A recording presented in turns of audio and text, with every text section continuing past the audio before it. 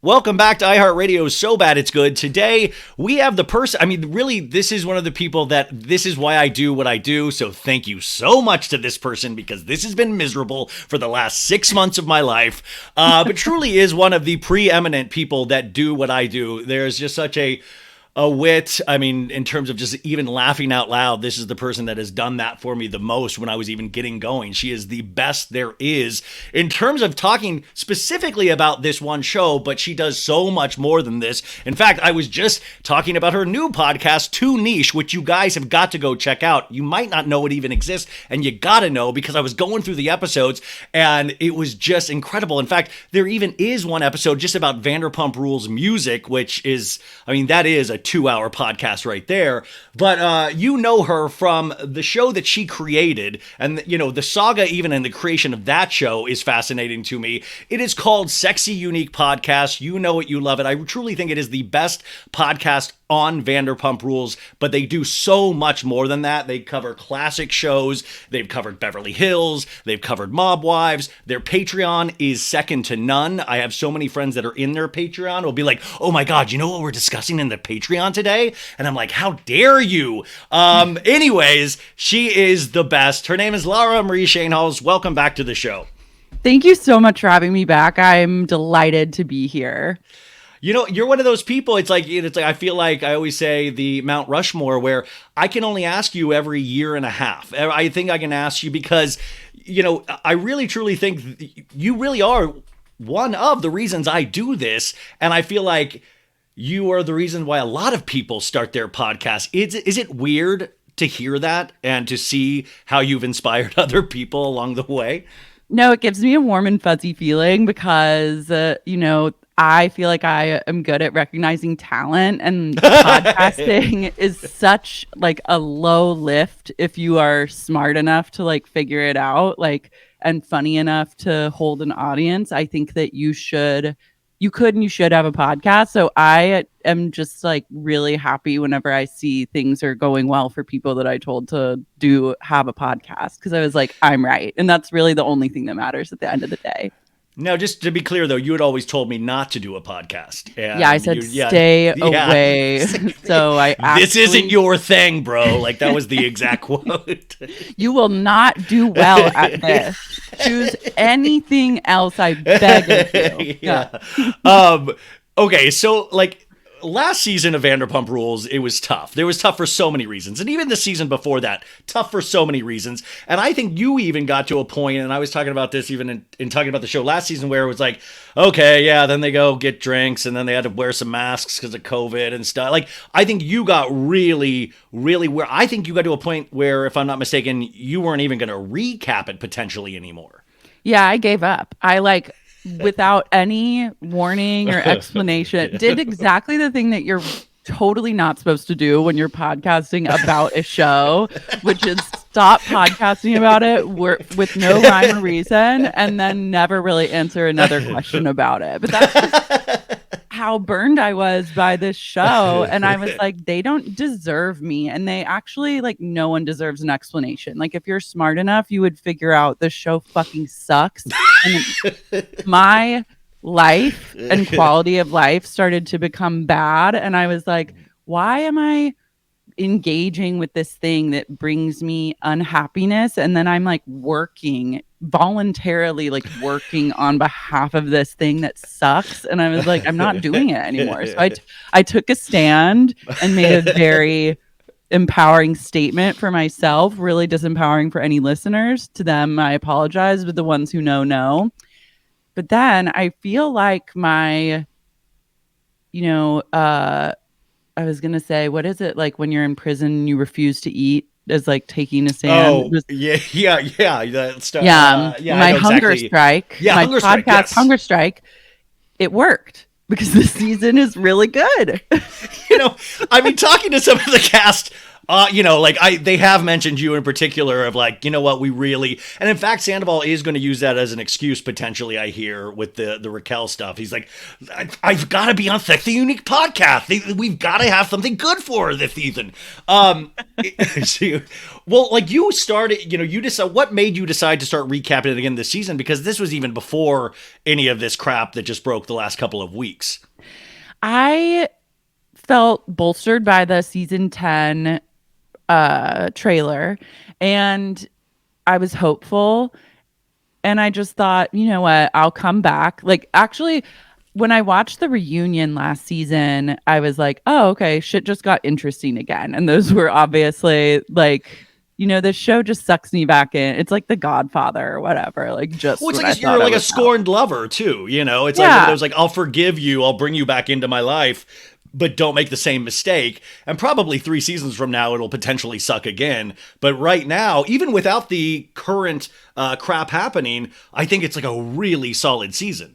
Totally. And I think also the things that were happening in between seasons, like Katie and Schwartz getting a divorce and like Raquel and James breaking up, I was like, okay, things are seeming like this is laying the groundwork for a really good season where people are in emotional pain. And that's really what it takes with Vanderpump Rules. I need people to be suffering in order for the show to be good. That's the deal they signed with the devil, aka like the producers of that show. Yeah. It's like, that's it's me, Lisa. I'm the devil. Yeah. Do you feel that with all reality shows that it has to come from a place of pain for us to enjoy it, or just Vanderpump Rules in particular? Vanderpump Rules in particular. That's like the core essence of the show, and so it has to remain kind of true to that motif, if you will.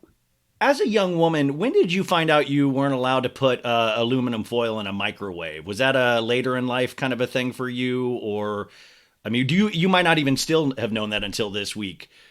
That might have been like early high school, I would say. Early high school, yeah. Mm-hmm. Well, I mean, how did you, in terms of Raquel is getting a lot more, we're really focusing on her now for so many reasons. And this was really kind of this exploratory season of trying to find out who she is as a young woman. And now all of this information has come out. We're not going to even see that play into the show until the very end of this season. Where did you stand on Raquel last? I mean, are you behind her completely before any of this happened?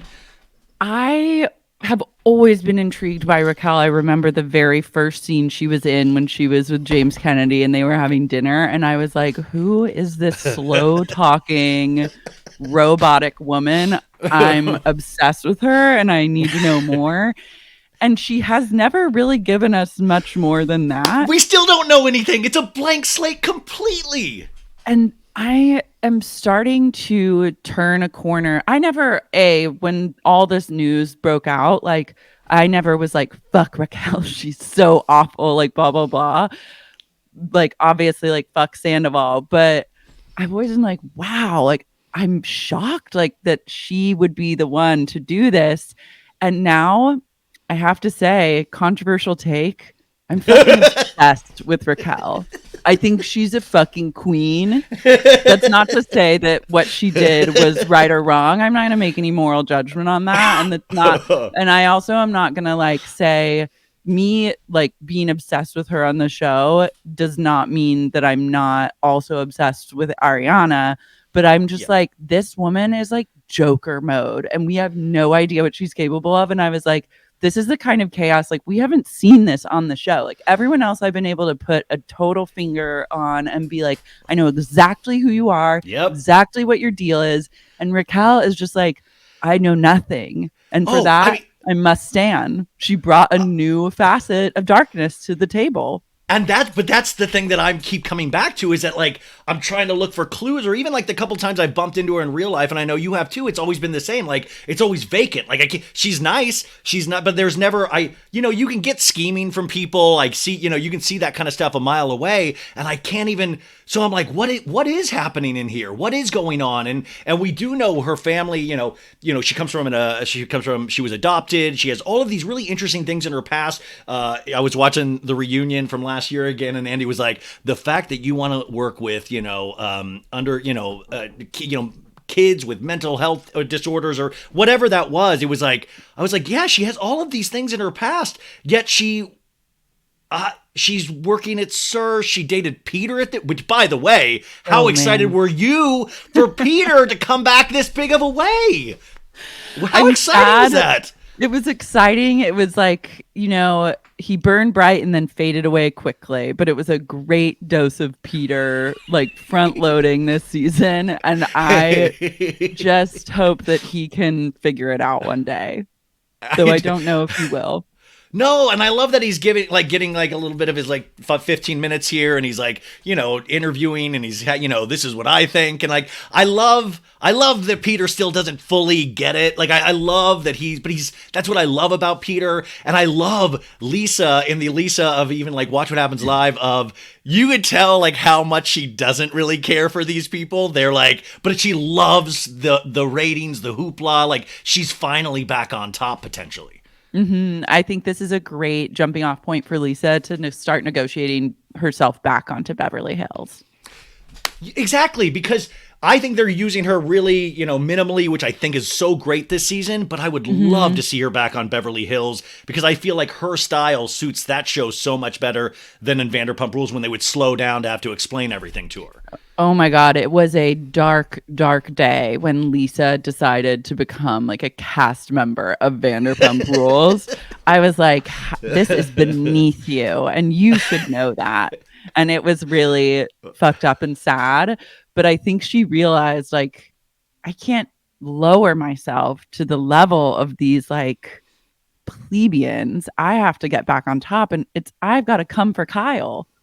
Yes, and I love her shitting on Rinna all the time. I'm all there for that. It is just funny though when you hear her speak about this, and she's like, we all cheat. Get over it." And like, do you want to invest in Katie and Ariana's sandwich shop? No, I do not in any way. Like, I love that she's like, no. Wait, why would I want to? I didn't watch her. On Watch What Happens Live the night it was like Frost versus Nixon, and they were like, why don't you invest in Katie? And she's like, why? I can't just go around investing in all my employees' businesses. Oh, back to Randall they go. Maybe a pitch around you. Well, okay. Speaking of Mr. Emmett, pickleball champion, you were recently on the Give Them Lala podcast.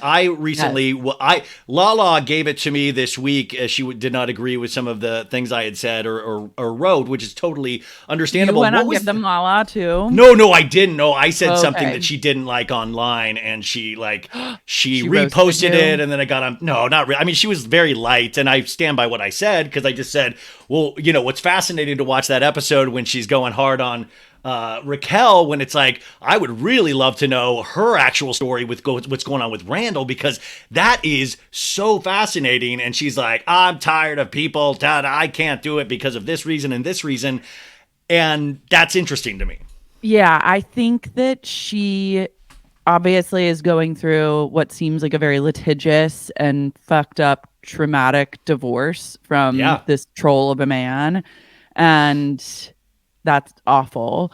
But I think that she also, because of that divorce and because of how litigious he is, can't say anything about him, like can't even allude to it, not even on the show.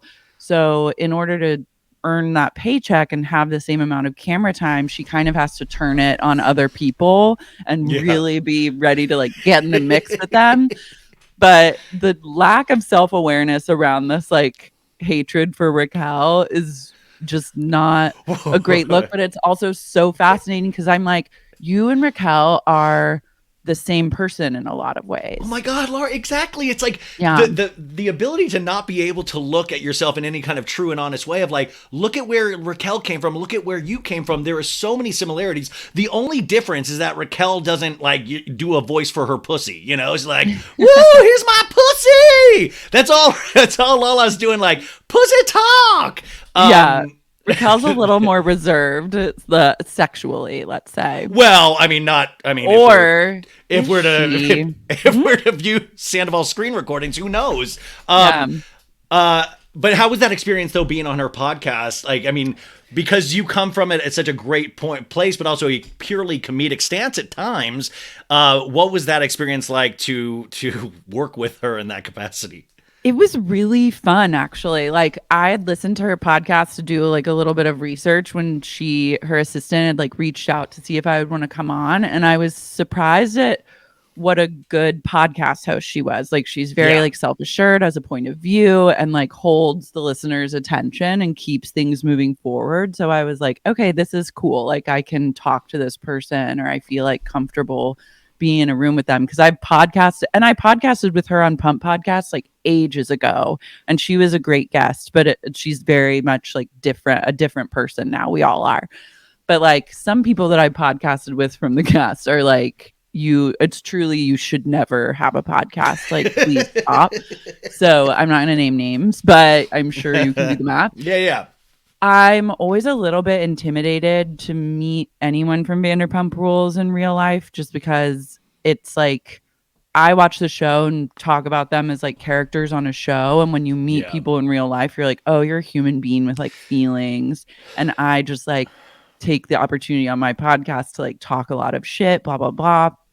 So I like to keep a bit of a separation, but I also felt like I could be honest and upfront with her. Like I said on her podcast, I was like, I need people to be suffering on this show in order for it to be good. And she was like, I know. So I was like, okay, you get it. And like, we were able to talk about that openly. So it was a good I would vibe. love Lala to do a whole Bravo podcast about other Bravo shows. She seems like she was watching Beverly Hills through most of her scenes in the beginning episodes. And she likes other Bravo content too. So I feel like she would be a really fun guest to have on to like talk about a different show.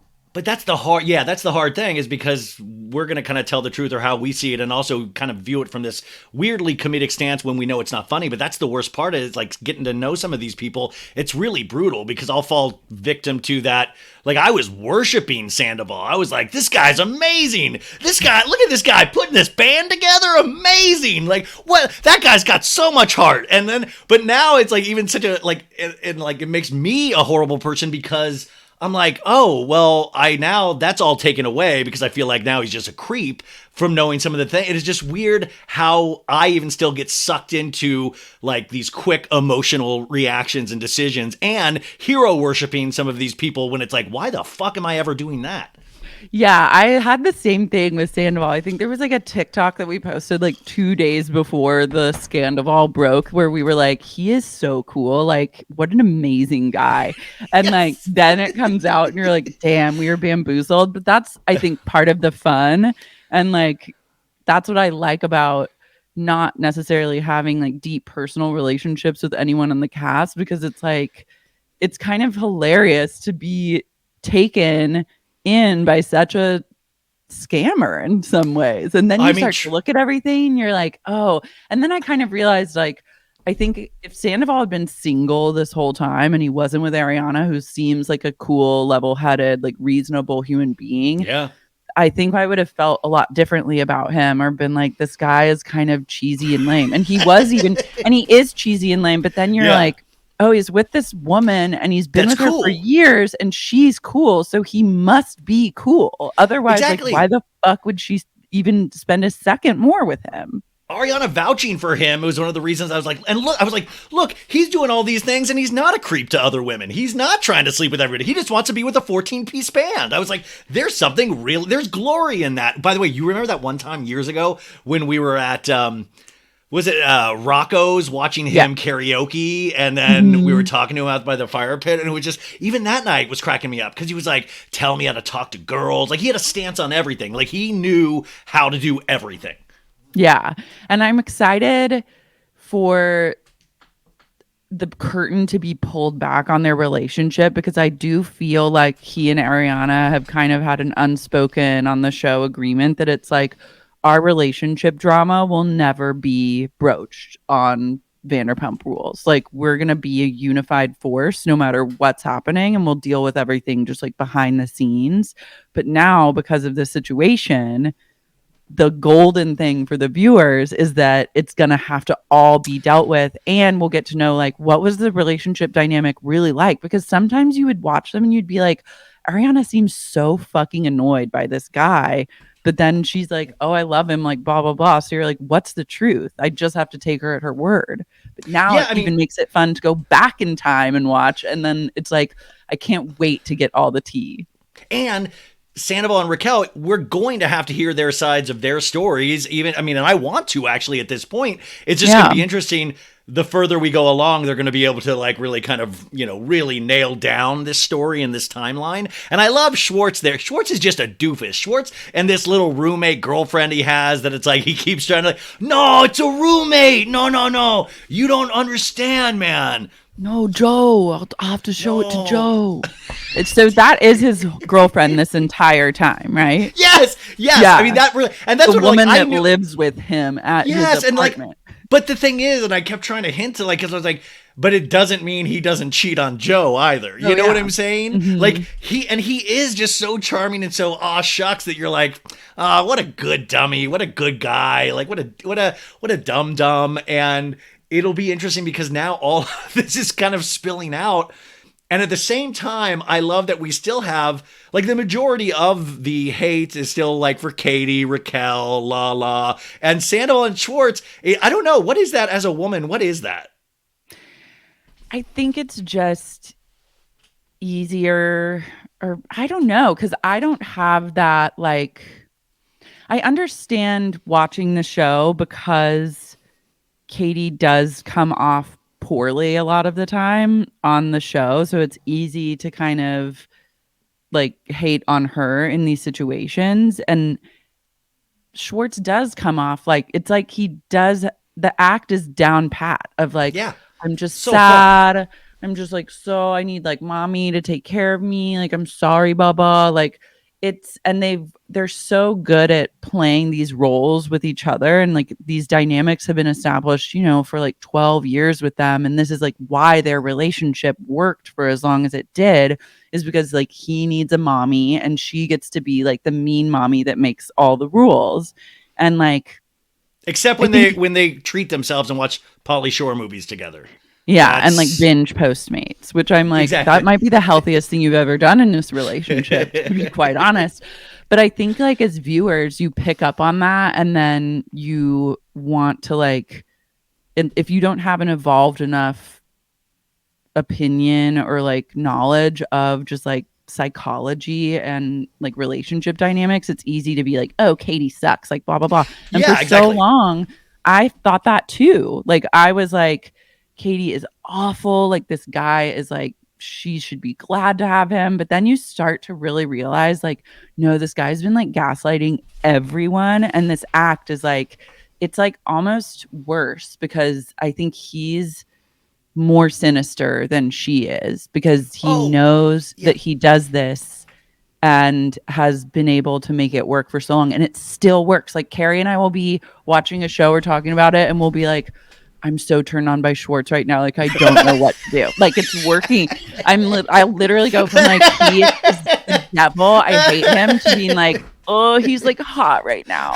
He's crying. I like it. And it's like, this is his game that he plays. Do you think he would cry around me? Yeah, no, that's what I thought it was so interesting. One of the earlier lines of this season. And by the way, Lara, I swear to God, we're not going to talk about Vanderpump Rules the whole time. No, it's okay. I'm just like, oh my God, now it's like you. Okay.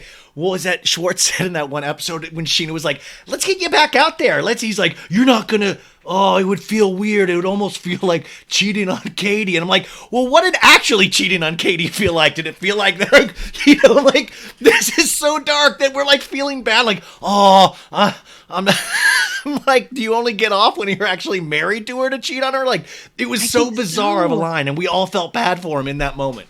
No, it's crazy. And their like relationship is one of the darkest relationships and most toxic I think I've ever seen on any show ever, because it's been like this for so long. Like from maybe the genesis of their relationship, this has been the dynamic, and it took them 12 years to like figure out that it's not working. But even, and by the way, that was because of her strength. She like, and what's so dark about that is that we all have that couple in our lives or have been a part of that couple in our lives that have been like that. And usually those people stay together for the rest of their lives. And so Katie to make that decision. And that's why I like Katie this season. I don't give a F about like her, like making fun of Raquel and all that stuff in last week's. I mean, to me, this has been Katie's best season yet, because I finally understand what she potentially had to go through, and not having to babysit that man child anymore, like has like kind of changed even how she looks. Totally. She looks like there's a weight off of her shoulders, like truly. And I pray that she is strong enough to like fully cut ties and break free. Because I think it's even though they are getting divorced, her attitude about it as it comes across on the show is very like 1 foot in, 1 foot out still. Well, yeah, she said, I just want to be I really want the best friend thing to work. And as somebody that got divorced, like that is the thought in your head in a perfect world. And then you find out real quick that does not work in any capacity. And it actually really prolongs the pain that you're already going through. So I think she's at a point now where she's like, oh, dude, F this dude. And it's just so funny because people are like, that's Tom. Like, Tom's going to do this to Joe. Tom will do this to Katie. Tom will do this to anybody because Tom has unresolved issues like deep in his past that he will, like, he's like, I don't need therapy. Schwartz and Sandy's is my therapy. And I'm like, you know what else is therapy? Actual therapy too. Like you do need actual therapy potentially. Having eaten at Schwartz and Sandy's twice, I would say based off of that menu and your food offerings, you absolutely need therapy. A lobster corn dog. Nobody does that in Franklin Village. No, the worst thing on the menu is a salmon and tofu tikka masala. That's like unholy. You can't do that. You truly won't find that anywhere in Franklin Village or really a lot of the surrounding areas. In the world, I would say. I would venture that even if you traveled to India and had like a authentic meal and you asked for that, they would be horrified. They would be like, we don't do that here. Get the fuck out of our country. Yeah. Remember that lawsuit at Sir where somebody said they had explosive diarrhea at the table and started throwing up? Like that, like you don't want the same thing to happen at Schwartz and Sandy's, but if you're doing that kind of tiki masala, you might be game. Yeah. Mm-hmm. Wait, what do you think about Pump finally closing? And Lisa didn't even burn it down. She just potentially didn't Pump pay the rent. Closing? Yes, she hasn't paid the rent. Like, yeah, it's Pump like on restaurant is closing Pump on Santa Monica Boulevard. It made the it's up for they're selling the business and the Lisa hasn't paid the rent in a couple of months. Or the liquor license, supposedly, but you'll see that it's already up in terms of another, you can go and purchase it for your business right now. And it's been open for 10 years. Lisa's saying this is not the case, but then the developers and a real estate person was like, no, it is going to be available to be in. Whoa, what's the real tea? I need to, there's something weird. Also, how the fuck is Sir still open? Like, Pump that's what I'm saying. Pump is so much better than Sir. Like Pump at least has like one thing on the menu that you can order that won't make you want to die. Sir literally does not have anything worth eating on the menu. Even the goat cheese balls got so I mean, like the goat cheese balls, they do you a favor in giving you 3 and not 4 because it's one less to eat. Like they're bad. Like the jig is up. Like everything's bad. Even the cocktails at Sir aren't good. Like you truly cannot. You will walk away sad ordering and spending any money at Sir. Where the same cannot be said for Pump. I've had really great times at Pump, except for explosive hangovers afterwards. And also, the people that go to Surf for the first time out of town always crack me up because the DJ booth is like, it's not an actual dance area. It's like a little like 5x5 where they just jam, so they make it look different on film. But you guys, it's like, it smells in there, the purple lighting, it's very Sir, but I can't believe Pump is going to close and Sir is going to stay open. That just makes no real sense to me. But also, congratulations, because she did not burn it down herself yet for insurance money, which used to be a big theory of yours on the show. Oh, yeah. Well, I mean, there was that car. Remember that car that crashed the Porsche that drew right into it, yeah. Yeah, I'm still like, what was the real deal with that? There was never any follow-up. She killed everybody. Do you think, speaking of like affairs, do you ever think this Nick Elaine and her are getting too close? I could see them talking about like wrought iron chandeliers or like her. I could write maybe an erotic fantasy about Nick Elaine. What do you mean welding, I could write? Yeah. Welding together pieces of like a bar and then her walking in the studio and he's all sweaty and covered in like soot. and his shirt's off, but his goggles are on. Sparks are flying, both literally and figuratively.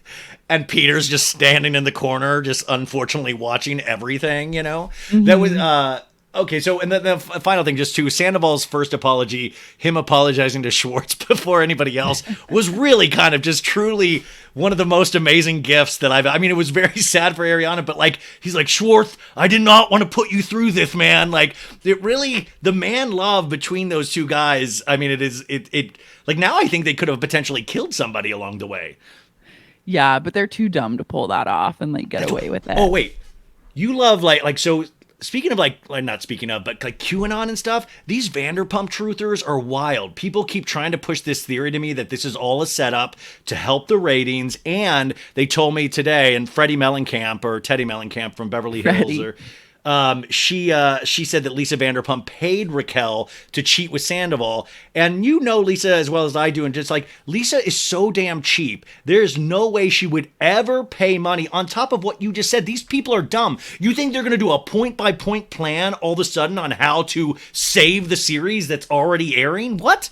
Yeah, no, I thought at first I was like, maybe this is like just a total scam. But then I did think again, and I was like, everyone on the show, they're too dumb to make this happen and pull this off. It just is not in their realm of capability. I mean, you think Katie would be like, Katie would try to help Schwartz? I mean, like, none of it makes sense from any angle, and especially Lisa. Lisa didn't pay her employees over the pandemic. You think she's going to pay Raquel to like cheat with Sandoval? Like, that is one of the dumbest theories I've ever heard in my life. Also, you think like Lisa needs a show like Vanderpump Rules to give her income? Like, I don't think that that's like the source of her wealth. Yeah. Well, do you think Ken's a clone, or do you think that's the actual Ken? I think it's the actual Ken. It just is like, aging is really tough, and Ken is really like, as I see him get older and older, it just is a reminder of one's own mortality. That is so true. And it's like that, and the dogs he props up. Ken like and the puppets. dogs, always a dog with alopecia. Where do they find them? Like, no, the alopecia go. My friend was like, wait a sec. Did they shave the dog that way, or is it another dog with Jiggy's actual skin disorder? It is another, like, they've had multiple dogs now, I think, with the skin disorder. I like to think it's something at like Villa Rosa? Munchausening. I don't know. I was like, what if she's just like, this is her Munchausen by proxy, and she's like making these Pomeranians sick. I don't think that she's actually doing that, but like, a girl can dream. Yeah. Oh, and finally, in good news, Ariana is triumphantly back to sketch comedy, something she takes very seriously. She performed last night at UCB at a sandwich making show that I guess is a normal show at UCB, and she was one of the guests on stage. And I haven't really heard what happened, but she looked beautiful. She looked great. I do think it is funny that her first appearance was at UCB after this, because everybody else is like TMZ interviews, potentially getting paid and money, and Ariana's like, yeah, I'll do my friend's UCB show. Yeah, and I love too that UCB is right around the corner from Schwartz and Sandy's. Yeah. I hope that Ariana is able to monetize this in a really substantial way. Like, that's like, this is, once you get over kind of the pain and the trauma, the opportunity that lies in this very short period of time for her to really capitalize on is like a once in a lifetime opportunity. Oh, I mean, Scheana and Lala are doing laps around Ariana in terms of monetizing this. Fucking Doute has monetized this. Yeah, Doute, that's what I keep saying. We've got ancient evils coming back. By the way, Jax and Brittany are on Watch What Happens Live on Wednesday. Are you of any kind of camp of, we need to get Jax back on the show? I have not thought that in so long. Like, I think that they could be a fun friend of, but only if people are willing to just like take them to task. And what became so not fun about Jax and Brittany is that obviously, you know, that their relationship is one of the darkest relationships to ever exist in the history of the world. But the narrative that they were forcing on everyone, and what became the narrative on the show, was like, we're really happy, like nothing is a problem, we don't care about anything bad that happened, if you talk about it, we're gonna leave. And so exactly. It's like, that doesn't work. The homophobic what power pastor. Do you think you have?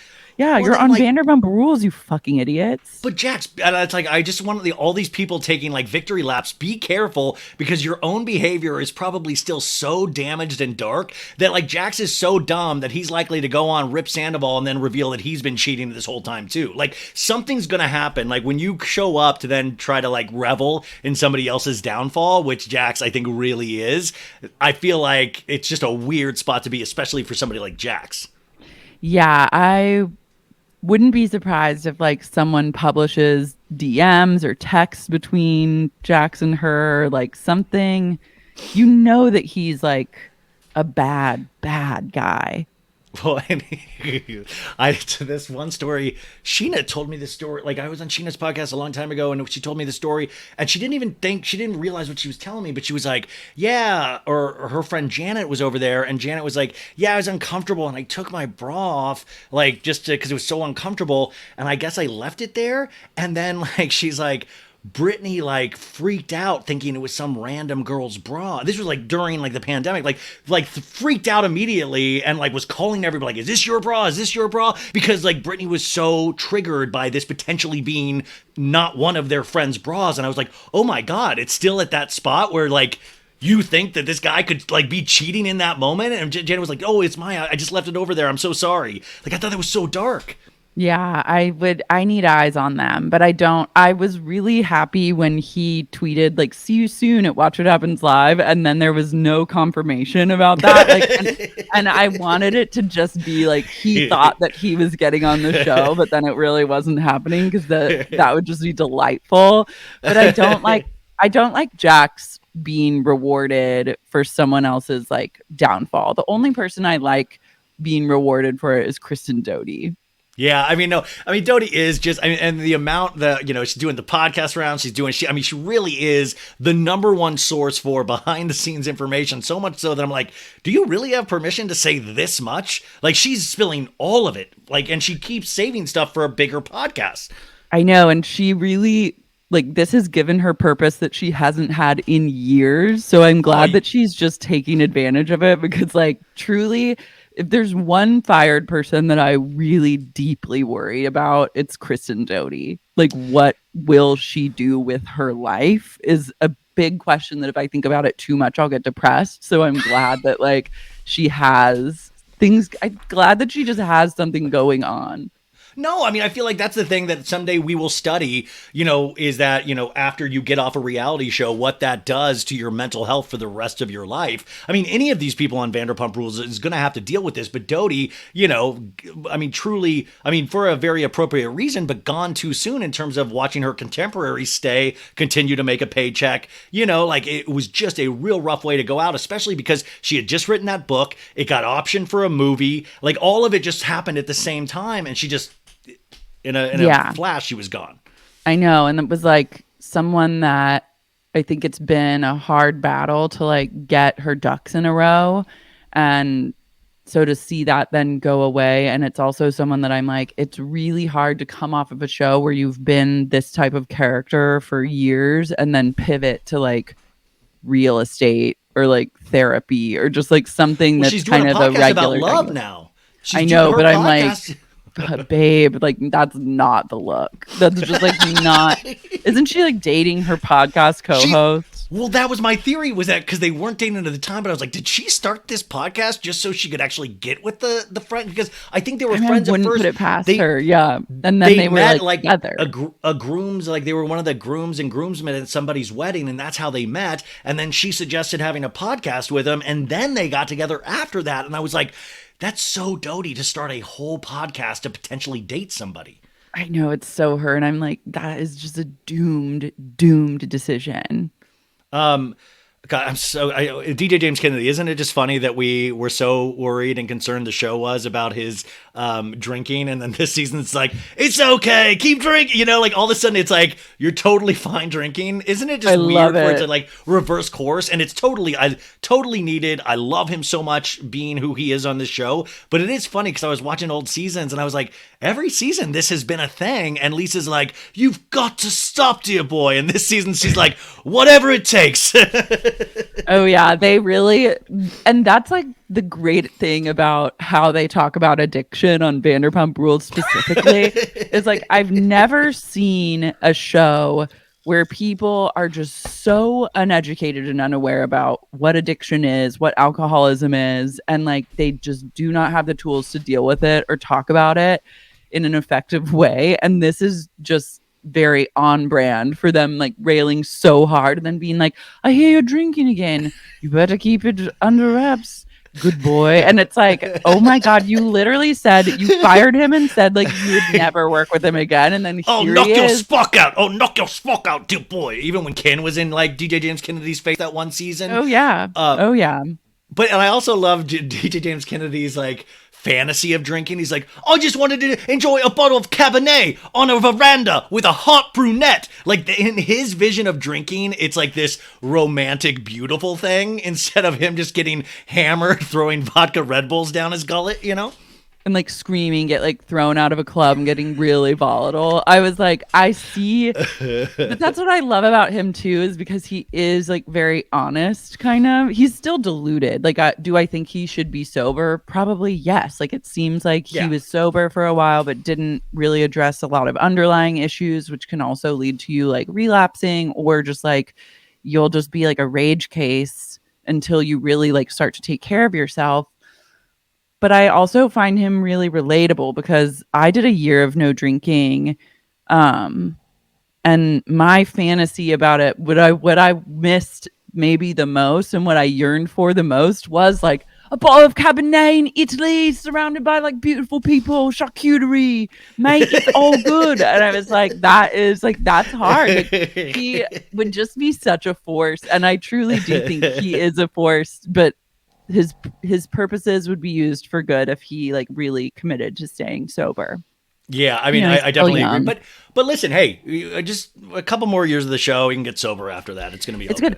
This show just like bought itself at least 2 more seasons with this drama. That's why I'm saying you can never give up on things, even in your own lives, folks. Never give up because they can come back around. Like right now, everybody hates Summer House so much because it sucks this season. But at the same time, don't give up. We're one cheating episode with Kyle away from that show being good again. I mean, it potentially has already happened. I know. I kind of gave up on Summer House this season. Like, I realized I was just on my phone like the whole last episode, and I was like, "Oh, that's usually the sign that something's really not good." Like, that's how I was with Winter House. You used to have a little crush on Carl too. We've talked about it on the show before. Huge crush on Carl. Yeah, I was trying to be sensitive to that, but and I'm glad. I'm glad for he and Lindsay. Like, it seems like they seem into each other, and like, but that doesn't mean it's good for TV. No, it's not good for TV. Like, they should have maybe been just like friend of or pop in and pop out. Like, I know that would have been a really intense transition to go from like Lindsay is like the center of a lot of drama to just like on the side.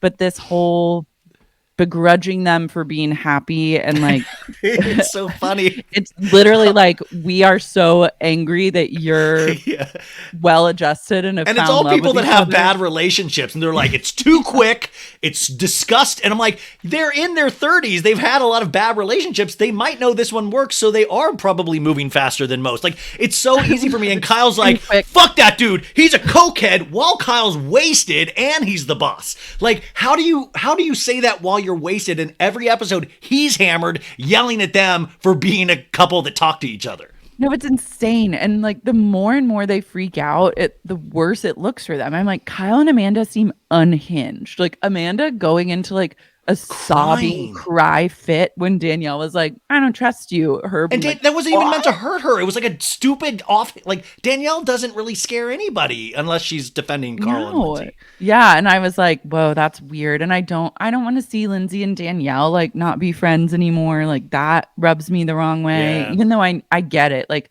I think it would be hard to be a good friend to Lindsay. Like, I don't think it's the kind of thing that goes totally both ways. But yeah, but some relationships are like that in real life, though. Like, that's what I'm saying. It's like, and also I like Sierra's like, girl, you gotta stop fighting other people's battles. But I'm like, Sierra, you fight Paige's battles all the time, or you fight Amanda's battles for her all the time. Like, I feel like once again, and that's when the show actually sometimes works, is when they are so hypocritical and cannot see their own behavior, yet they'll point out other people's behavior so quickly, and that's when things really work. But plus, I just watched that show just to watch Kyle dance around in his undies eating cookie dough by himself. That's like the most fun part of the show for me at this point. Yeah, and it's like there's not a lot of fun happening on that show. And that show used to be really a good mix of like drama and fun. Like, even though there would be drama or shit happening, the majority of that show was like a joyful antidote. Summer should be fun. Yeah, to Vanderpump Rules, where it's like, oh, these people like have careers and lives, and then they like go to the Hamptons and like get shit-faced, and that's like cute and fun.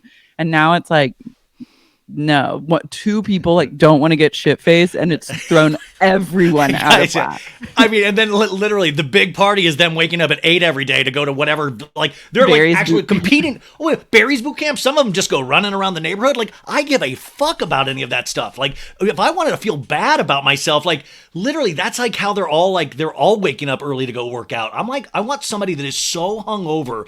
Like, if you're gonna go to Barry's, I want somebody to throw up all over Barry's. I want some mess.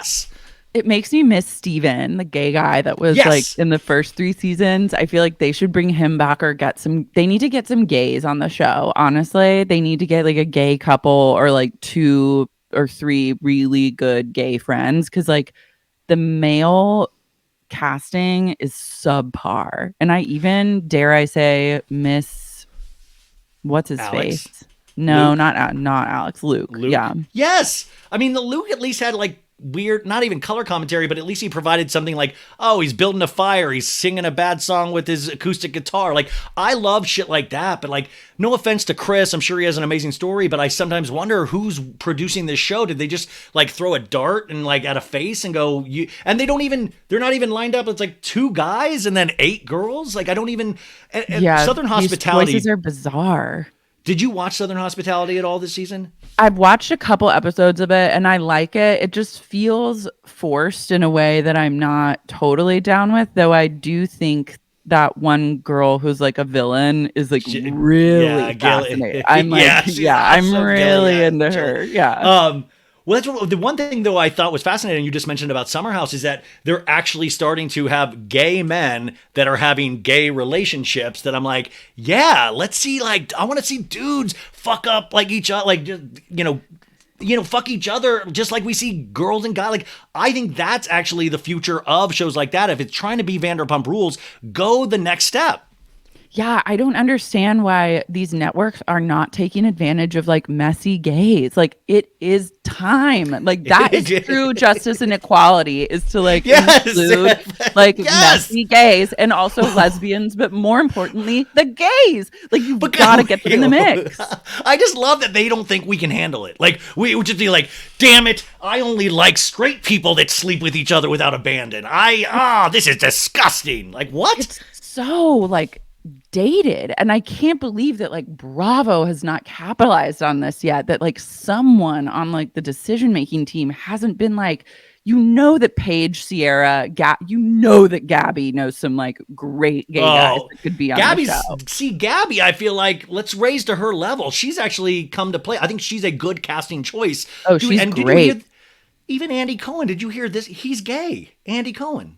Yeah. Did you know that? This is shocking. He's the head of that now. He's gay. I know. And I'm like, where are these, like, where is that quotient? And that would make, I think that would make things more fun. Like, they would encourage the girls and like have a good vibe. I think you've got to stop casting these like random straight dudes to throw into the Summer House mix. Like, Alex truly was like dead on arrival. Like, I was like, who is this person? Oh, like, so you're not a fan of people cooking ground turkey? No, and meeting their macros, like, sure, if I'm like going on YouTube trying to have like a healthy week, but like I don't tune into Summer House for that. The saddest part about Alex was he knew it wasn't working too, and like you could see it on really his Instagram post. Like it was just like, and then he was like, "Gotta hit it harder at the gym," you know. And he was just talking about like had a rough year last year, but now I'm finally like lifting the amount that I should be lifting, and I'm getting back to basics. And I just felt like so sad. Like that's another example of like you think things are gonna go one way, and the audience and like the just tells you a completely different story. Yeah, it's really a bummer because I'm also like, who interviewed him and was like campaigned for him to, we got a guy. We found him. Yeah. You won't even believe this guy's amazing. They're like, he eats like 200 grams of protein a day. It's fucking incredible. Yo, Randy, you eat protein, right? This guy eats tons of protein. He loves like, it. Can't get enough. Deadlift 400. He benches 525. I've never seen anything like this. You know he's gonna lift. He's gonna lift Paige. You know he's gonna lift Paige. He's probably gonna pick up Sierra at some point. He might even do it at the same time. Like that's because you kind of see where they're going on Vanderpump Rules sometimes with their castings, but with like Summer House, it is so weirdly messy that I'm like, is this? Like if this was like a documentary where they're like, this is really slice of life and we just don't like, but it's an actual reality show. And that's why I feel like, wow, this is so weird that it doesn't have a plan. Yeah, it was very strange. Like, I think it would be fun to just see some old people cycle in. Yeah. I was thinking of the Workus twins. I don't know if we can handle that. What about Hannah? Would you want Hannah back? Yes, I thought she should never have gotten fired. I always wanted her to stay. She had that Rena season for me where she was just like, "Whoa, girl, it was so bad." But when you go that low, you are able to like redeem and bounce back up high. And she had that like crazy Irish like boyfriend / fiance. They're married now. Yeah, I know, and like I would have loved to see what their relationship was all about. And it's fun to have someone to like hate watch. Yeah, you are right. And we as audiences, we're so passionate, and I've stopped wanting to people to be fired. Like I want people to be like have to stay for at least 2 seasons, housewives, anybody. Like because you don't get to really know people until, I mean, they're duds, but who knows? The second season could be completely different. In terms of your new podcast, Too Niche, though, why I know this is like a horrible segue. Why did you start that? Like, what, I mean, was it just like, hey, I'm talking about these reality shows and I've done this now for years and years and years. Why did you start Too Niche? And what is Too Niche? Because it's about holes. It's like, I was reading all of the different topics. You did like a whole water episode last week. Yeah. So Too Niche is a podcast that I do with my friend Elizabeth Cott, who is a seasoned podcaster. She used to co-host a podcast called That's So Retrograde. And Elizabeth and I became friends like a year or so ago and just wanted to pod together. And I had done a lot of like candle haul episodes on an old podcast of mine, Babe. Oh, yeah. And I love the idea of like hauling things that a listener can't see or experience. I think it's like a fun way to use the medium. And it's also like, it's good to diversify my interests and like what I devote time to talking about. So Elizabeth and I haul or discuss one like niche topic every episode. So we've done like a sparkling water haul where we taste test like 15 to 16 different brands of sparkling water. We've done that with like still water. We've done Erewhon smoothies. We hauled all the Vanderpump Rules singles. Well, but did you include Like a Boss, the minute Like a Boss with Scheana and Lala? It was like it was part of an advertisement in the episode like 3 seasons ago when it was like a Boss, and it was only a minute. There's no extended version because it was promoting a movie called Like a Boss by Tiffany Haddish. Oh my God, I do remember that. I don't know if we got that. Also, Sandoval's single dropped like the day after we recorded, so we didn't include that. But the good news is we can always do follow-ups and get even more niche. Like we've done Housewives singles, but we didn't we only scratched the surface, like did like 12 or 13 of those songs, and there's so many more. So it's really fun, and I love Elizabeth, and I love like just rating things. We have like a rating system for things like a through F, so it's fun to haul and rate. Were you scared going into it? Like, it's podcasting is so specific with like who you have chemistry with. Obviously, you and Carrie have insane chemistry. I mean, and thankfully this is working. But do you get scared going into something new of like, is this actually going to work in terms of my enjoyment and how I view this person already? Is this going to potentially screw a friendship up? Totally. I worry about all those things, like, but I also just wanted to do something new, and I've never had a female co-host before, and that was something that was really interesting with me. And like, I've usually done podcasts with like gay guys as my co-hosts, and that's like so fun. But I wanted to like, I was really into the idea of working with another woman and like building kind of this podcast and brand as like a slow percolating, like slowly building up an audience over time, and then getting into a space where we could sell the kind of ads for products that we're really passionate about versus like Sex Unique podcasts where I'm like, if you're paying me, I'm doing the ad for it. And like, Donald Trump 2024, here's what he's got. I'm like, make America great again. No, but that's what's cool about the slow burn, because I didn't even like, I wasn't even really aware of the podcast, so I was like, oh crap, like I went and subscribed to it and then I was like, oh, what's great is that now I have like 17 episodes that I can go through, and it is cool about a slow burn because you're not like hitting somebody over the head with like, you gotta listen, and trying to like advertise, let people find something. Yeah, we both want to let people find it and then like build an audience over time, and like it's just a whole different way of working within the podcast space and a different business model than I've done in the past. So I was excited at that challenge, and it's fun to pod with Elizabeth and like haul things. So we have a lot of really good ones coming up for the end of March, like through April.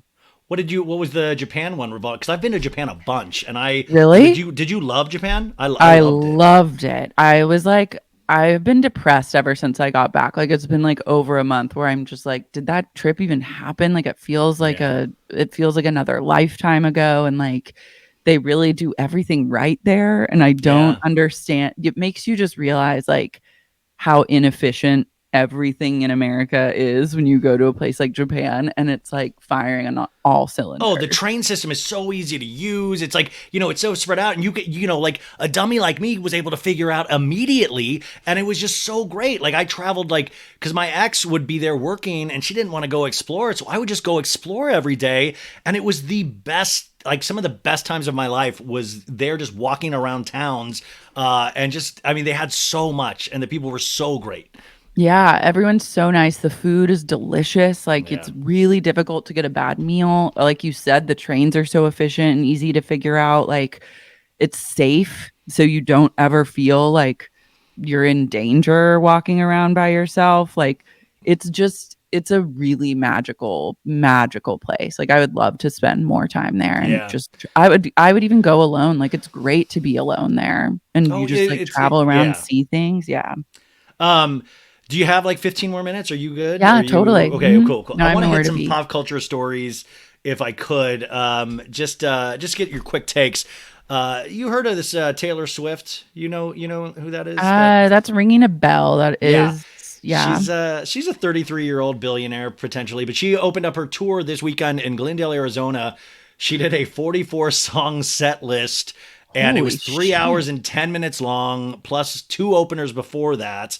And she's going to be doing this for 52 more dates. And it was, I mean, the fandom around this is just so insane. Like, my sister and my niece went on Friday, and they went at like 3 because they said it was going to be more intense than the Super Bowl. And they waited 2.5 hours in line for merchandise. Happily, by the way. Weren't even mad about, for merchandise. Everybody got there early, and they just said what a magical experience it was. Wow. I mean, she's really doing something. It's like she's one of the only people that can command like that many ticket sales, like this kind of fervor. Like I mean, my goal is to get to an Eras show in Los Angeles. I don't know how I'm going to do it. I'm just like trusting in the universe to deliver, and I'm like manifesting my Eras I ticket. I was on StubHub last night going, well, that's just ridiculous. And I was like, if I keep checking enough, somebody's going to go down to like a price that I feel, because I do want to see it. I have old eyes, and I don't want to be in the nosebleeds. I know I will get to Eras. It's just a matter of like maintaining hope. But 3 hours, I'm like, that's like a Grateful Dead show. That's amazing. I mean, legitimately, it is actually. And by the way, did you get Dead tickets for the Dead and Company for the final tour? Yeah, I'm going to the Gorge. I'm gonna do the Gorge with some friends, and then I might San Francisco make it tickets. I might make it to like other West Coast shows. But I was like, I'm really going hard at like a Gorge camping experience. That would be incredible. I just love people.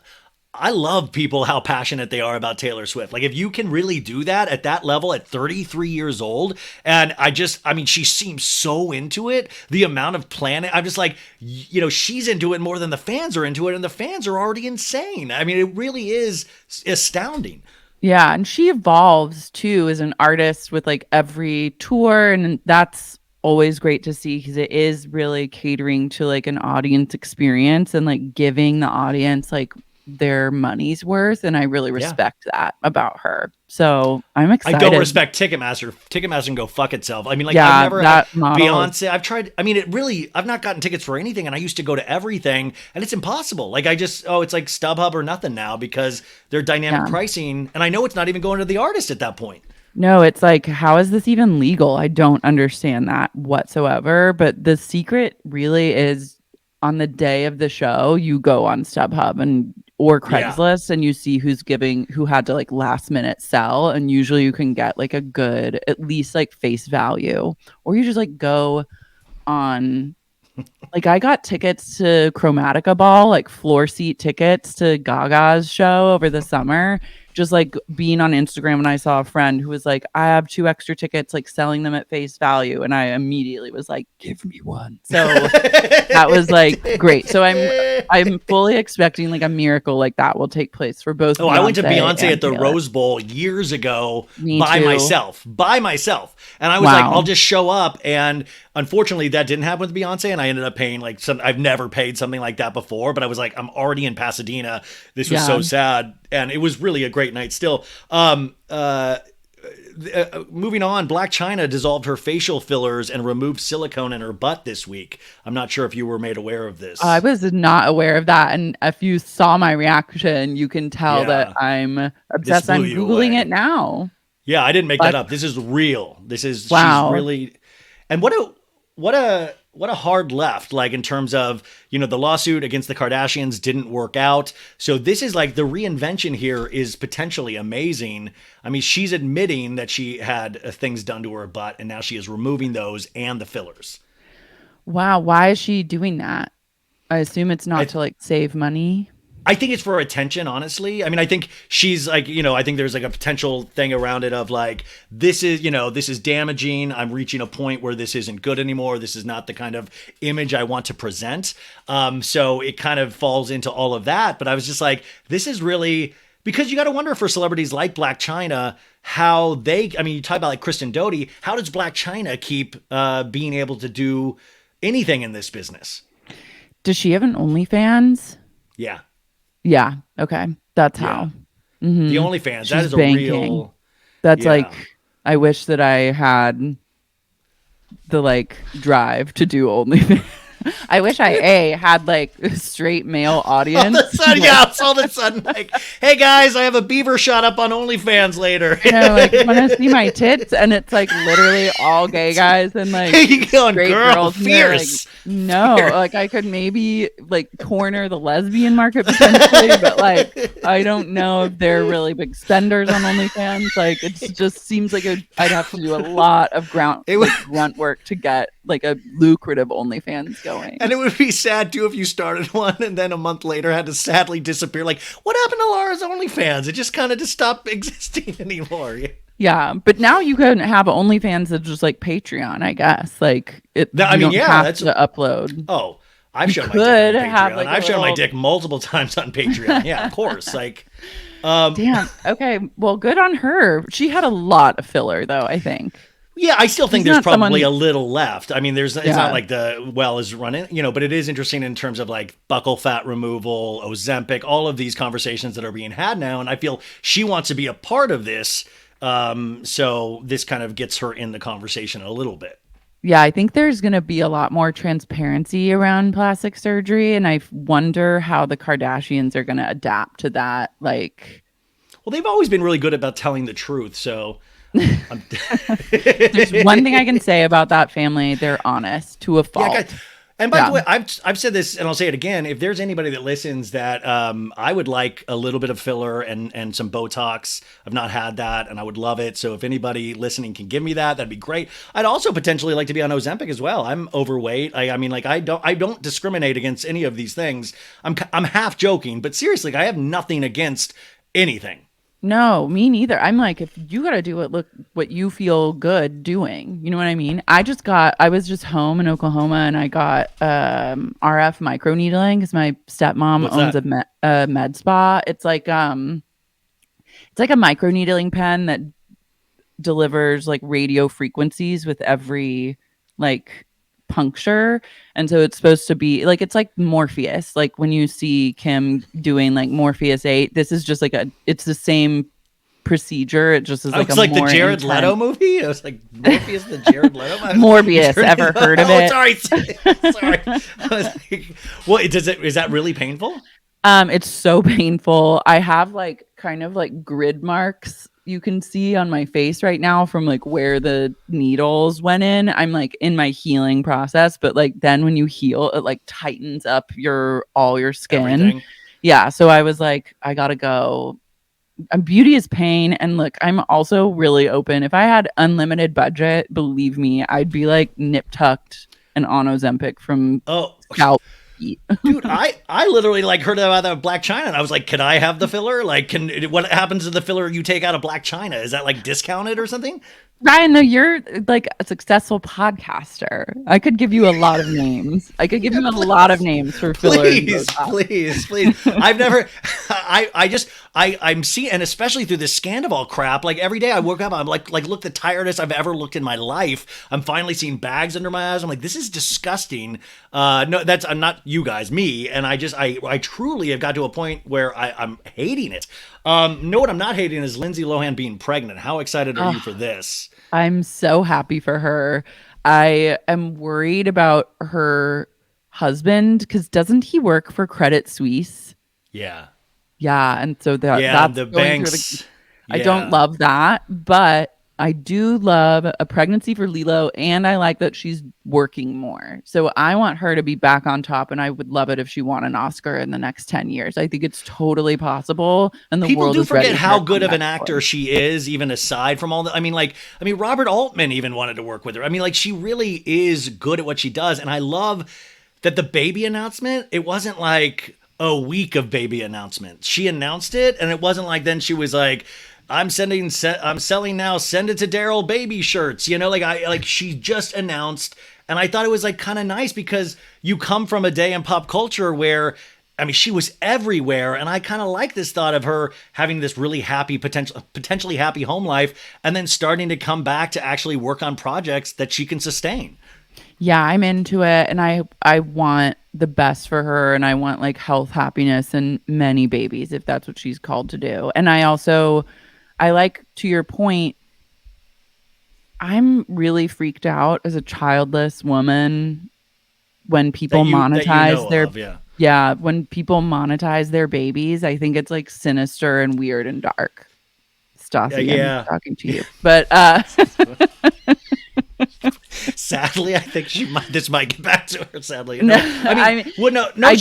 that's weird by anyone that's doing that. I'm just like, that icks me a little bit.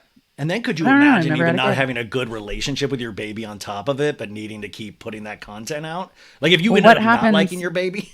Yeah, that's true. It's a gamble to just like launch into that from pregnancy. But I'm just like, what happens if these kids like they no longer want to be a part of like your narrative? It's just such a modern thing to be doing, like for money. And I get why it happens, but it also is weird. But I don't know. I mean, That's what I wonder about the I guess you get Kardashians too. obsessed with their kids. Yeah. All those Kardashian offsprings, one of them's got to be anti-establishment. One of them's got to be like, I'm going to destroy this thing from the inside. Like one of them has to be. It's just the odds I know. are not Who's in it their going to favor. be? Who's it going to be? I mean, the North would be the obvious one, but I think no. I think it's going to be one of the littler girls. Yeah. North is a star. Like her TikTok is on fire. It's one of my Wait a favorite sec. things. I have an argument about this though. I've talked about North's TikTok too. She obviously is so obsessed with it. She's good. She's great. She has high energy, very energetic like her dad at times. But are we just impressed that this is North doing this?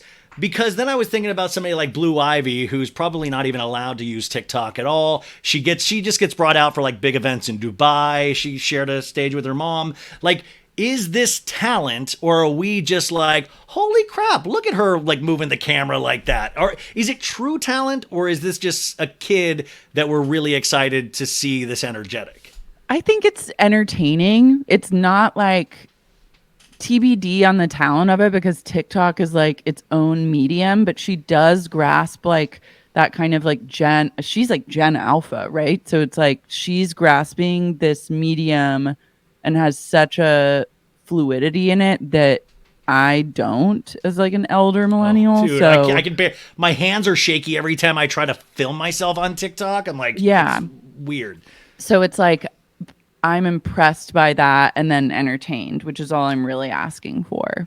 She is so much more entertaining than her mom, though, because her mom's usually in those TikTok too, you guys, and she has no personality. No, North and is like so self-conscious. You can tell that Kim is tell. like not comfortable with being like off the cuff, and that's a really fun foil because you're like, Northwest like speaks this language. You know what I mean? Like she can do these like crazy things, and it just works really well. And so that is the reason I keep coming back. And then I do like it when like Kim is visibly uncomfortable but has to participate. No, Kim, and then Kim will sometimes like be like smiling because she's like, this is keeping me in sort of a mainstream, but like so just some people have it and some people don't, which is so funny because Kim has everything, but she doesn't have, like, even when she was so proud to be on SNL on the host, like she kept going like, when I was on SNL, and it's like, girl, you did good on SNL. Could you do good on SNL for a season? Hell no. Like, could Kim Kardashian pull off a movie role? No, I've seen her in that Tyler Perry movie where she played like an assistant. She was so bad. She just is too. Kim is really amazing at being Kim, and being anything other than Kim Kardashian, she's not good at. But being Kim Kardashian has been enough. So that's like she doesn't have to do anything else. Quick, Bad Bunny is supposedly with Kendall Jenner, and Devin Booker, who she used to date, who is a Phoenix Suns basketball player. These two men are going at each other. And to me, and no offense, Kendall Jenner is obviously one of the, I guess, really beautiful. I've seen her so much. My eyes have seen her so much that I have no opinion on it anymore. Like, I know it's good looking, but I'm not attracted to it. Like, is it weird? Like, Bad Bunny too. Like, I've heard just so many people love him so much that it is wild that he is now in the Kardashians' grip in a way. Was that surprising to you at all? A little surprising. Like, I'm like, is this real? Is this fake? Like, it kind of seems like it could be more of just a setup for fame for both of them. I don't know. I'm always I just think wondering like, who is the real Kendall like underneath it all? But then at the same time, I give up on that thought usually, because at the end of the day, I don't, it's like you're fine. Enjoy your James Terrell in your house, Mm-hmm.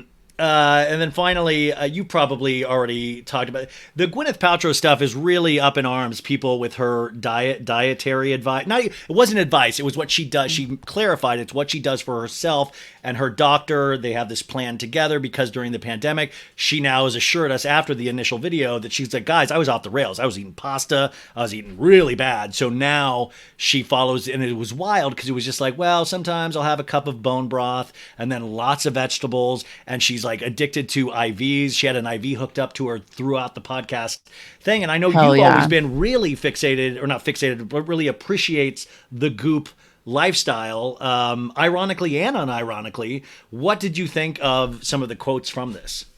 You know what? Every 6 months, when people run out of something to talk about or get infuriated about, they're going to look to someone that can really spark that fire for them. And unfortunately, it has to be my queen, Gwyneth Paltrow. Leave Gwyneth the fuck alone. If you know her, if you've been following her, you know that she loves to fast. She loves to not eat. She likes to eat very little. She likes to do IVs. She likes to go sit in her infrared sauna. And then she likes to smoke a cigarette. And then maybe she'll eat a lot of French fries. This is just who she is. Let her be. Let her not eat or eat as much as she wants. Get off of her fucking back and find something to actually get mad about. I'm so sick of it. You know, we're finally in agreement with Bethany Frankel, who now likes to give her opinion on everything. And Bethany Frankel was really in Gwyneth's corner. But this Bethany Frankel, I don't know if you ever have caught her TikToks. It is one of the more grating experiences of online behavior for me, because even with her trying to insert herself in the Vanderpump stuff, she's like, I hear it's about Tom. I hear it's about Tom. And she tried to get involved. What is people like that to watch? Because they come from reality shows. They become so much more, yet they're still not satisfied with anything that they have. And they want more and more. They want to be TikTok stars. Yeah. What is the end game with Bethany's TikTok? What do you think the end game is? Like, my co-host Elizabeth on Too Niche thinks, she is always asking me this, and she's like, what's the end game? Like, this has to be for a greater purpose, or she's going to launch some like new thing, or she's like trying to do market testing or something through this medium.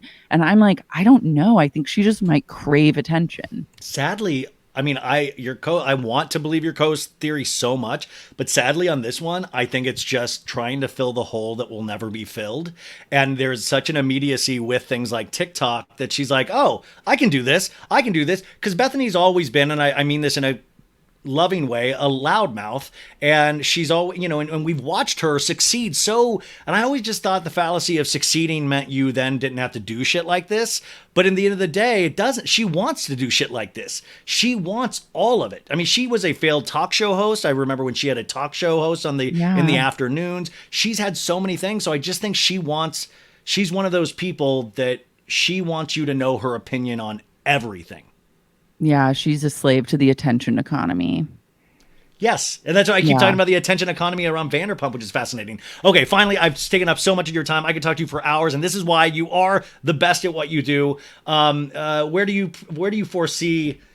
I mean, where do you see Vanderpump Rules going from here in terms of this season? Because we have a whole season filmed that has nothing to do with this. We do know it leads up to a Schwartz Raquel kiss at Scheana's wedding, which, I mean, I'm really eager to see. So fake. I'm excited to see that, but too. Scheana's second wedding, she's like, there's fire dancers. I'm like, yeah, there is. Of course there's fire dancers. Yes. Hell yeah. I love Scheana Shay getting like a moment of happiness before the tides like turn hardcore on her and Brock. So it's good that we are giving her this like one season.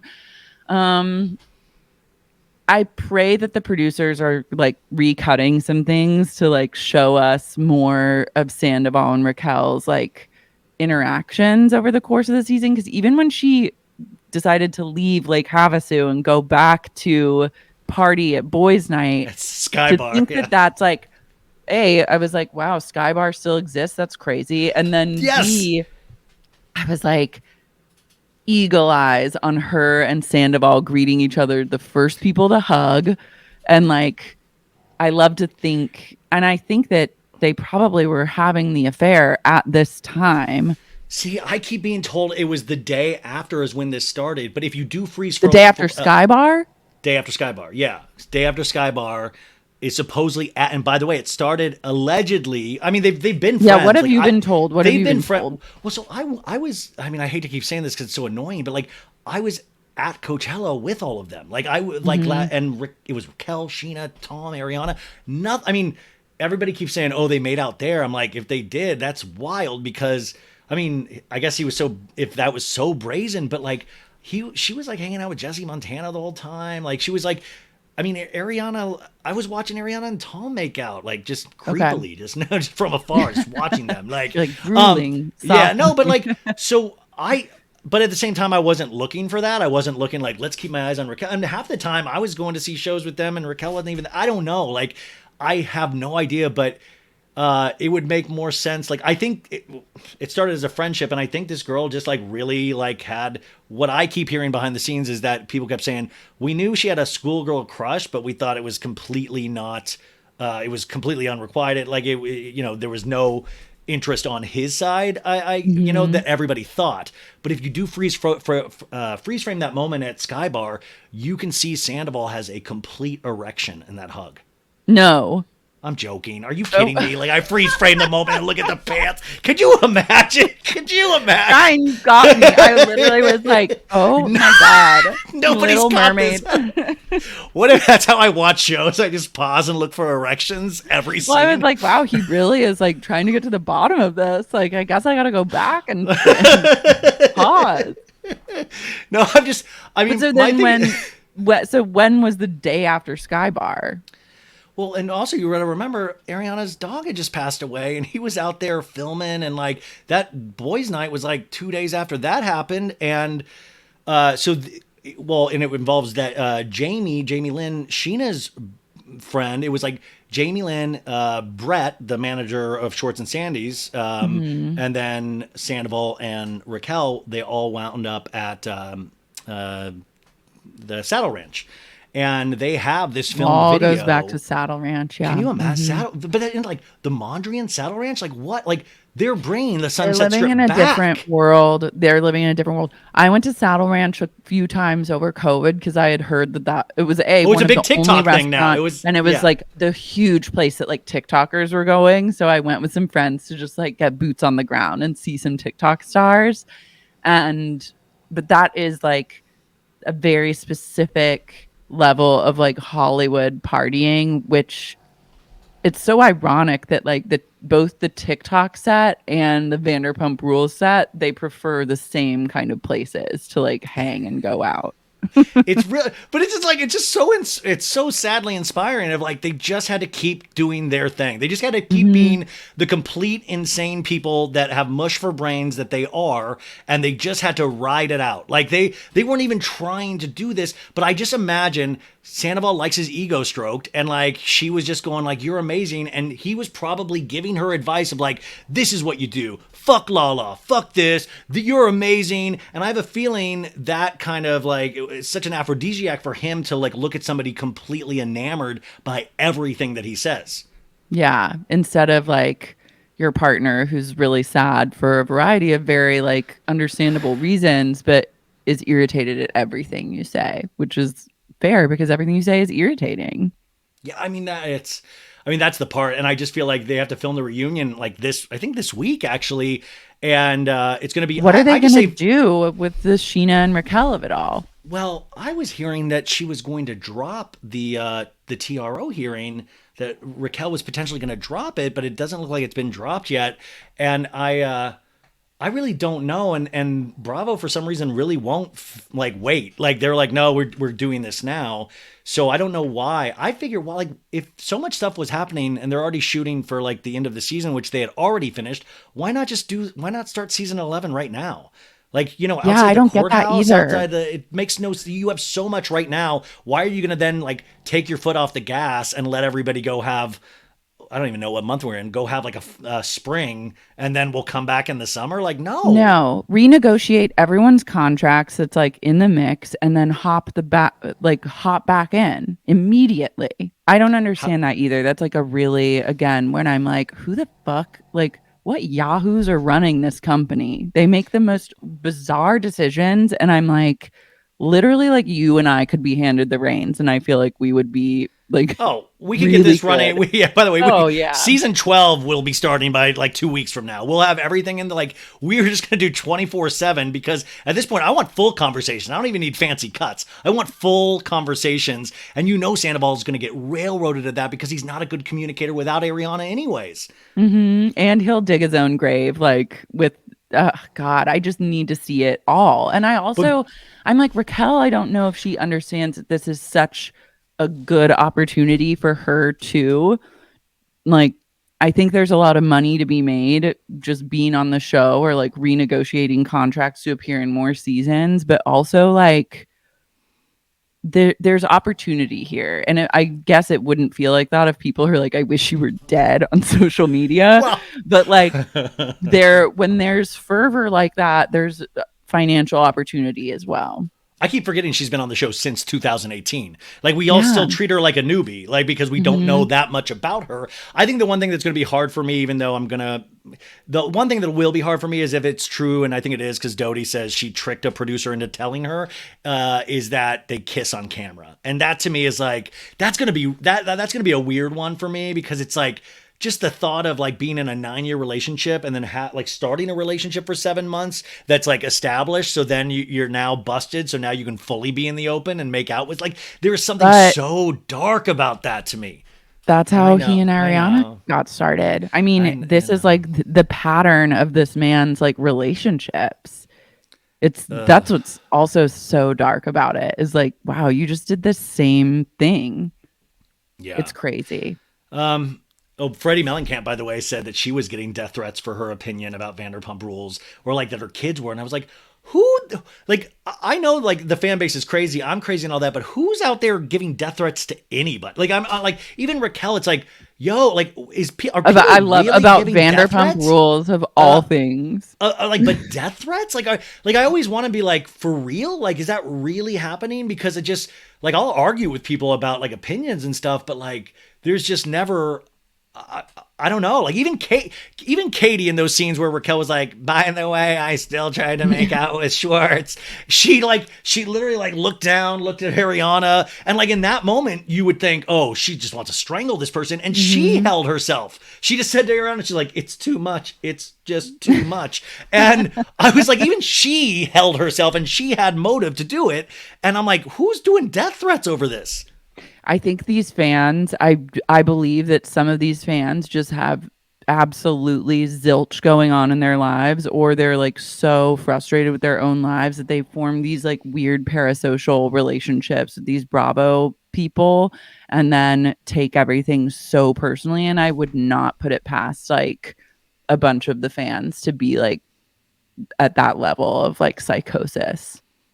You've been in some of those. By the way, you can just say my name. Don't like. Why are you dancing around this? Yeah. I'm like Ryan and Lara. You literally like go through my history, and I'm like, I wish you were dead. You're gonna be sad when I'm done with you. Like, I've commented that on like everyone's thing. No, I think that's Raquel. If you treat Peter like that one more episode, you're gone. How dare you, toxic bitch? No, I'm like.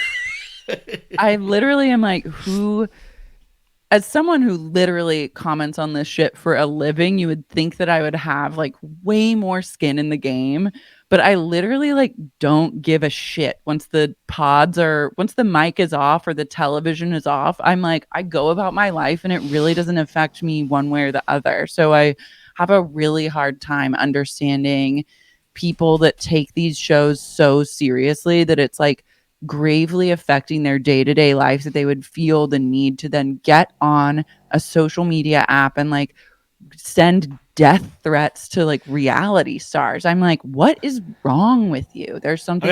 That's the one. Well, because I'm one of those weirdos that it did negative effect. Like, I couldn't put the mic. I was pissed. I was sad. Like, it's like, these people a little bit and you're like, oh my God, that's even shocking to me. And I do this for a living as well. Them. Well, it's not even about close, but it's just like, it even shocked me and it made me feel so stupid because I really did idolize Sandoval, and it's hysterical now. No, it's hysterical now. Like, I went over and did an interview with him last January. I was like, oh my God, this is just amazing. Like, this guy has a plan for everything. This guy, like, let this guy be president. So it's like weirdly, and I mean, also I'm going through shit in my own life that is so intense that it's like this, it's such a good escape. And when this kind of like, you're like, oh shit, this is even like really, really brutal and dark, but fascinating television. And it's fascinating. You just can't let yourself fly too close to the sun. You'll always, I'm burned. Especially with pump rules, you will always get burned. Always. Though you can't get better words than that. And folks, if you don't, I know you've already do listen to it, but if you don't, Sexy Unique Podcast is the #1 podcast for Vanderpump Rules, just period. You can go back to any episode. I mean, I'm talking every season like that she has been doing this I mean, in some form from the beginning. I know the pod switched over at some point, which we've talked about that story on a earlier visit here, which is just an amazing, very Vanderpump Rules type story. But you've been doing it at such a high level for so long. But what I really want to point you out to is this Too Niche. I really want you guys to check this out, subscribe, try some episodes. I think you're going to really dig it because we really dig you. And I just really, man, I was having such a bad day and this just really cheered me up. So thank you so much for doing this. I really, really appreciate it. Thank you for having me. I'm always down. Like literally I will think to myself, like, it's been a while since I've heard from Ryan. Like I hope he still wants me to come on the show. Oh my God. Really Maritza and Amy who help with the show and they're huge listeners of yours and and they will be, I'm like, I don't want to bug her. I don't want to, you don't bug me. Yeah. You're fun to pod with. Yeah. And like, obviously our interests align hugely. So it's an easy lift for me. Well, thank you so much. And you guys, all new Vanderpump Rules this Wednesday, and have a great week. Go subscribe to Too Niche and go listen to Sexy Unique Podcast. And Lara's OnlyFans will be coming very soon as well. So I'll keep you updated on all of those links. Great. Thank you.